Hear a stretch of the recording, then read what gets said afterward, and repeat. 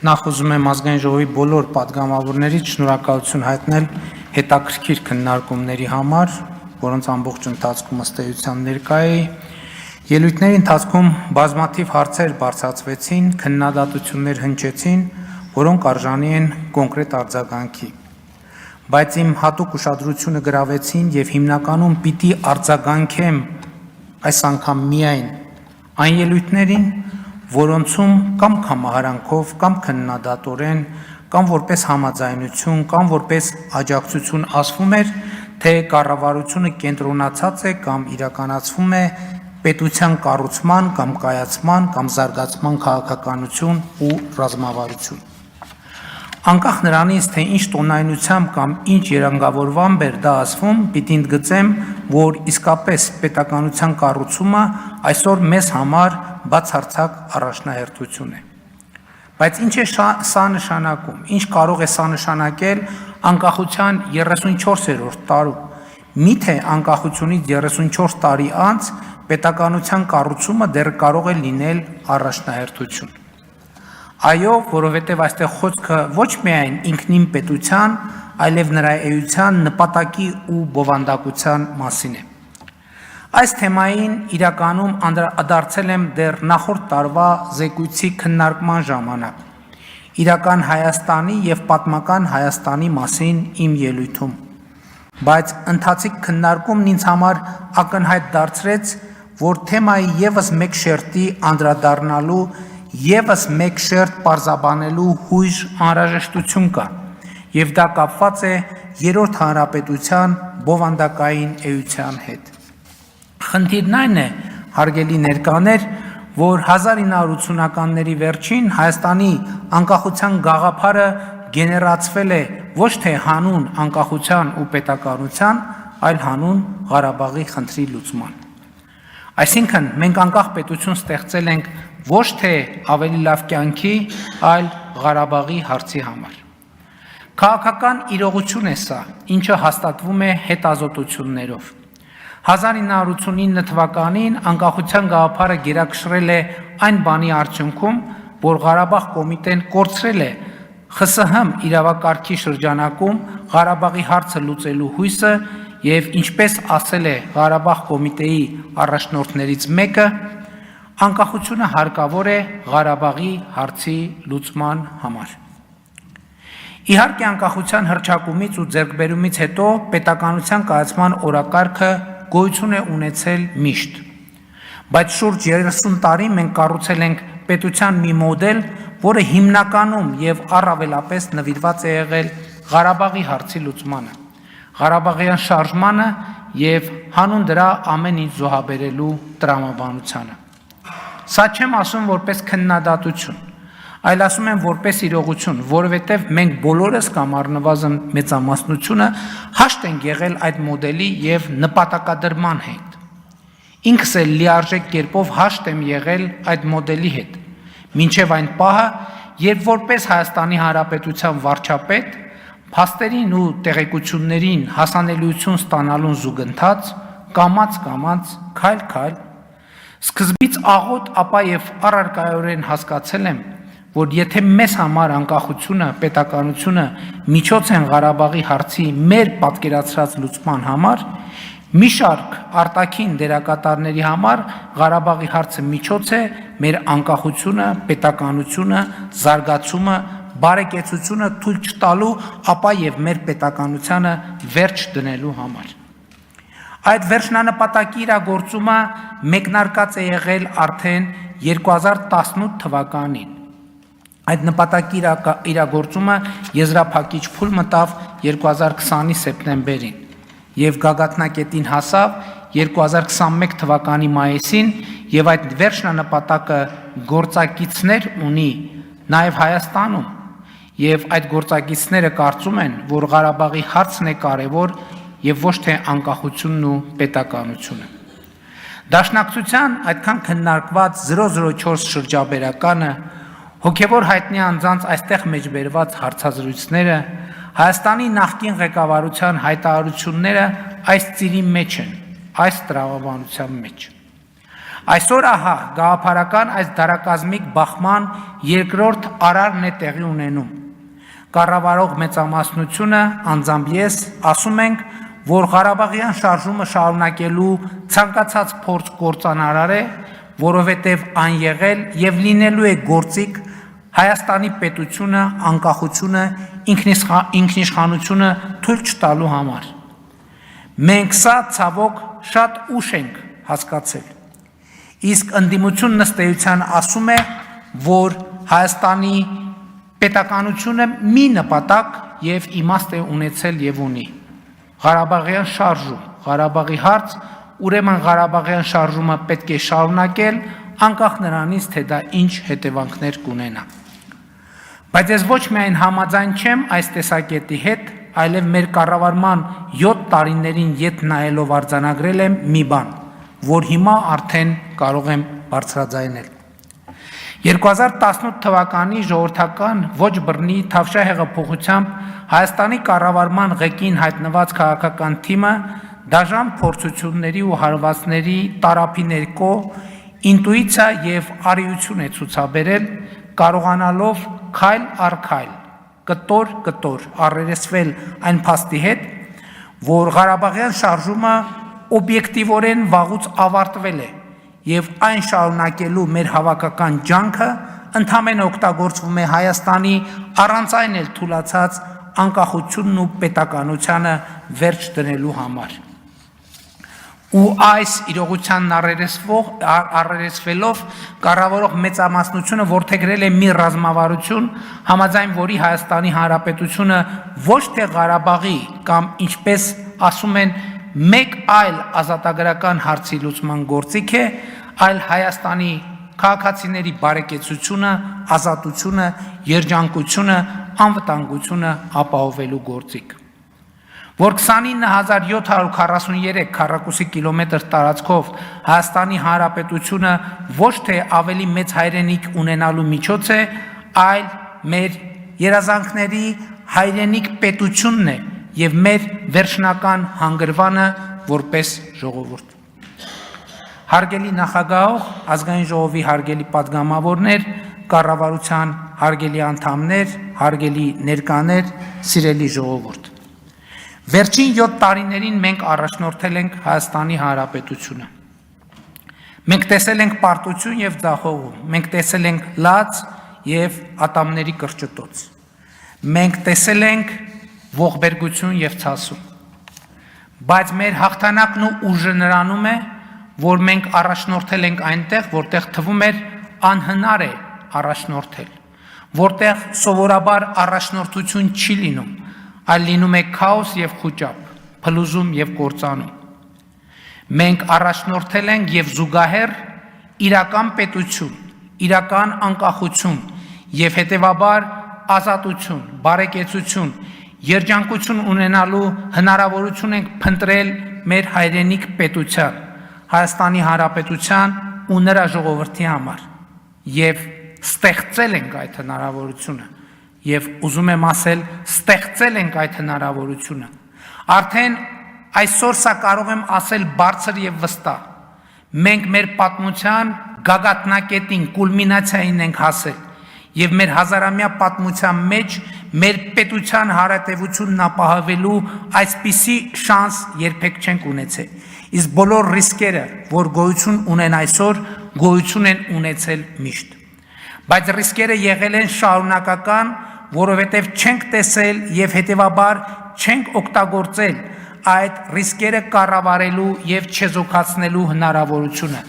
իսկ այսօր տեսնում ենք կառավարում ենք չեզոքացնում ենք եւ այս համատեքստում են տեղավորվում այն քայլերը որոնք ձեռնարկում ենք վերջին տարիներին հարևանների հետ հարաբերությունների կարգավորման օրակարգ սահմանազատման գործընթաց խաղաղության համաձայնագրի տեքստի վերջնականացում խաղաղության խաչմերուկ նախագիծ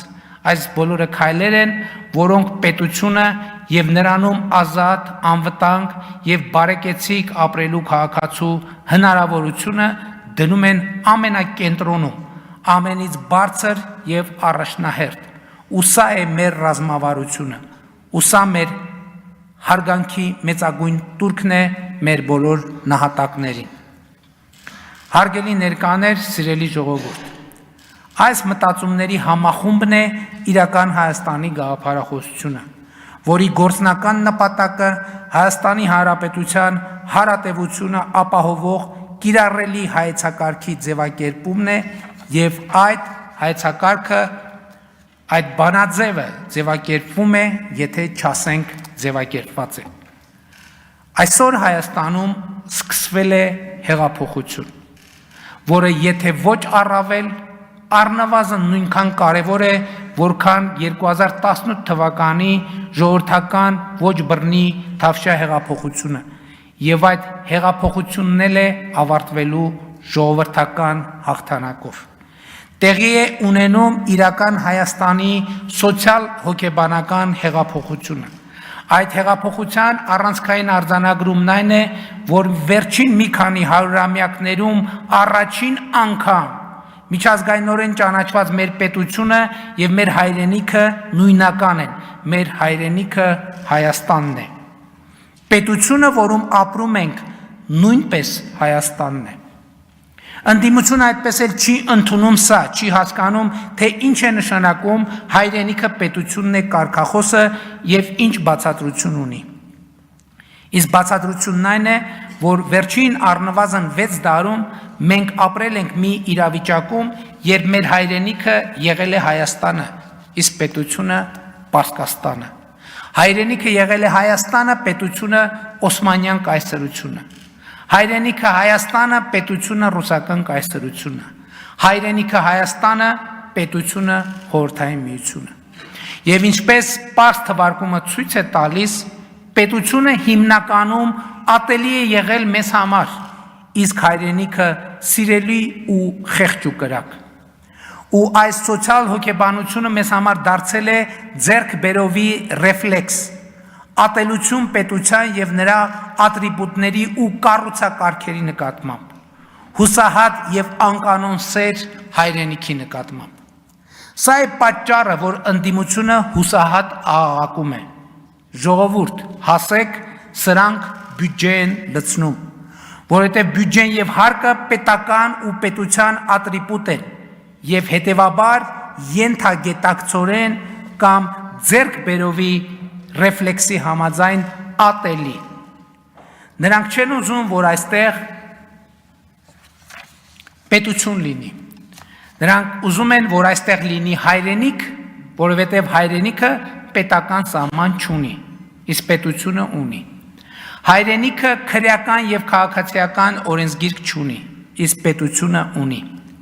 Հայրենիքն ի վերջո հարկային օրենսգիրք չունի, իսկ պետությունը ունի։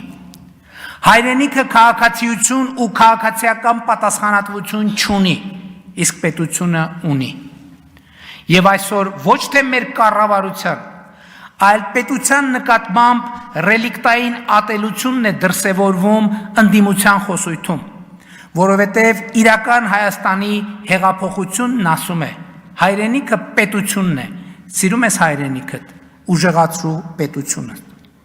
Ոմանց համար սա ատելի կարգախոս է, որովհետև կենացային հայրենասիրությունը գործնական եւ ամենօրյա հայրենասիրության փոխարինելու հրամայականի առաջ է կանգնեցնում բոլորիս, որովհետև մեզ դուրս է դնում Սան Ստեֆանոների եւ Բերլինների կոնֆերանսներում թղթե շերեփով դռների տակ կուչ եկած ուրիշների կողմից մեր ճակատագրի որոշմանը սպասողի կարգավիճակից ու մեզ պարտադրում է սեփական կարգավիճակը որոշողի բարդ, դժվար, երբեմն աներևակայելի, բայց հայրենիք պետությունը, նրա հարատևությունը, նրա քաղաքացիների անվտանգությունն ու բարեկեցությունը որպես նպատակակետ ունեցող որոշումներ։ Եվ այո, 2018 թվականից մեր բոլոր ռազմավարական որոշումները եղել են այդպիսին, եւ այո, դրա շնորհիվ այսօր մենք պետություն ունենալու այնպիսի շանս ունենք, որ չենք ունեցել երբեք ու ասում եմ ամենապատասխանատու կերպով։ Ինչ է պետք անել ուրեմն այդ շանսը օգտագործելու համար։ Նախ պետք է հաղթահարել պետության նկատմամբ այդ ռելիկտային մնացորդային ատելությունը, որ ձեռքբերովի ռեֆլեքսի նման ուղեկցում եւ առաջնորդում է մեզ։ Եվ սրան զուգահեռ պետք է ամեն ինչին նայել պետական շահի տեսակետից, ընդունելով եւ ճանաչելով այդ շահի գերակայությունը։ Իսկ պետական շահը, ինչպես առիթ ունեցել եմ ասելու, տնտեսական զարգացումն է, որովհետև միայն տնտեսական զարգացմամբ է հնարավոր իրագործել այն հայեցակարգը, որ պետությունը քաղաքացու բարեկեցության գործիք է,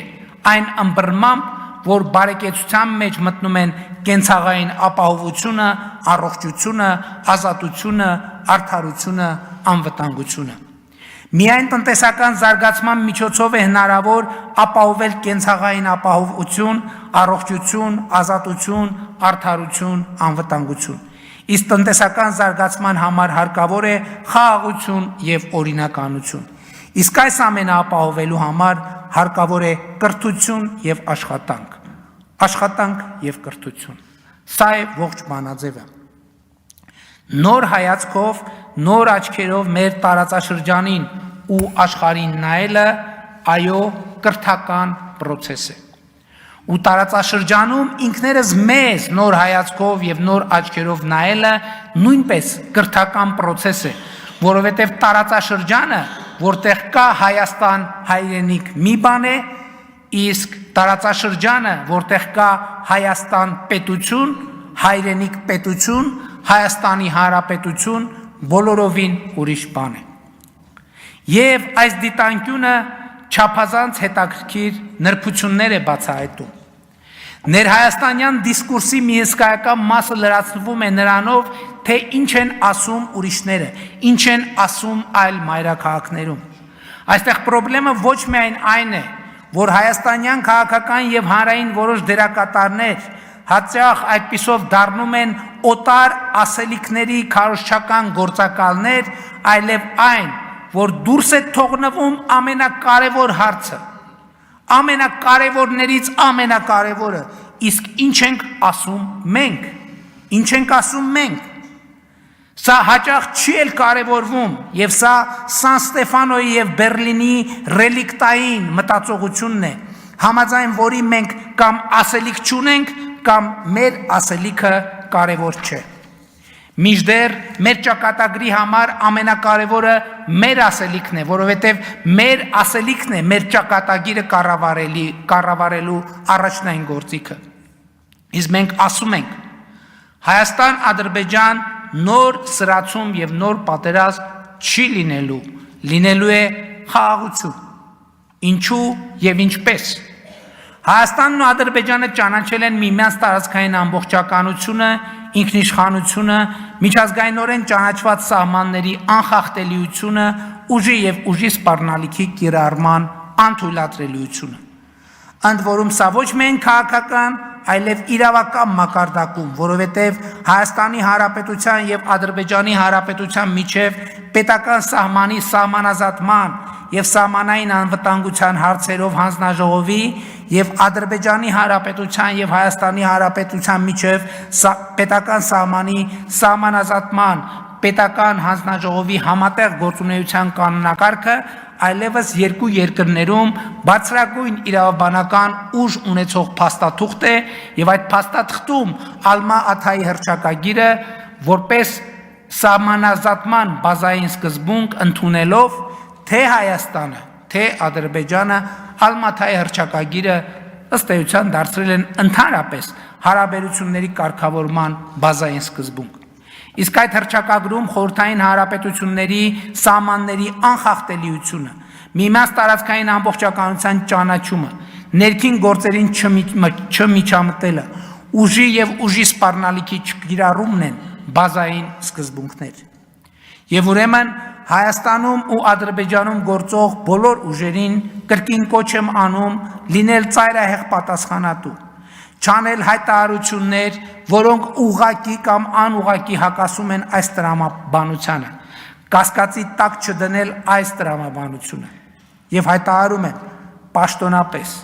Հայաստանի կառավարությունը չի անելու հայտարարություններ եւ գործողություններ, որոնք ուղղակի կամ անուղղակի հակասում են այս տրամաբանությանը կամ կասկածի տակ են դնում այս տրամաբանությունը։ Եվ կոչ եմ անում Ադրբեջանի կառավարությանը չանել հայտարարություններ եւ գործողություններ, որոնք ուղղակի կամ անուղղակի հակասում են այս տրամաբանությանը կամ կասկածի տակ են դնում այս տրամաբանությունը։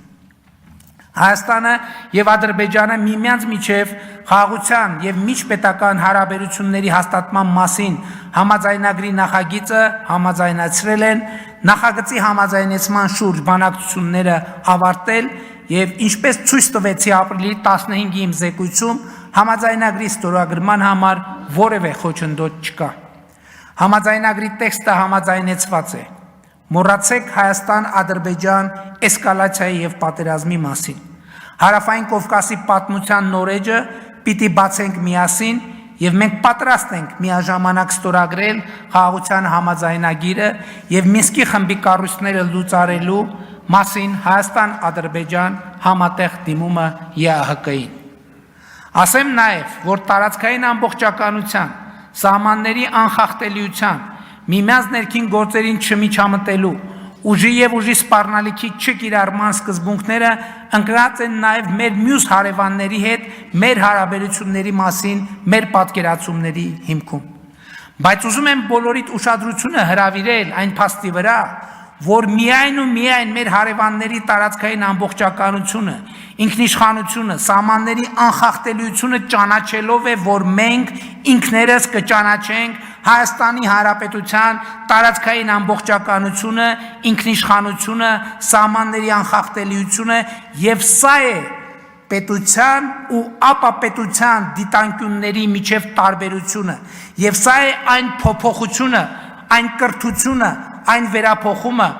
որ մենք բերել ենք ու բերում ենք Հայաստանին։ Սա է հայրենիքը պետությունն է, սիրում ես հայրենիքդ, ուժեղացրու պետությունդ սկզբունքի գործնական իրագործումը։ Սա է այն սկզբունքը, որ բարեկեցությունը հնարավոր է դարձնում Հայաստանի Հանրապետությունում։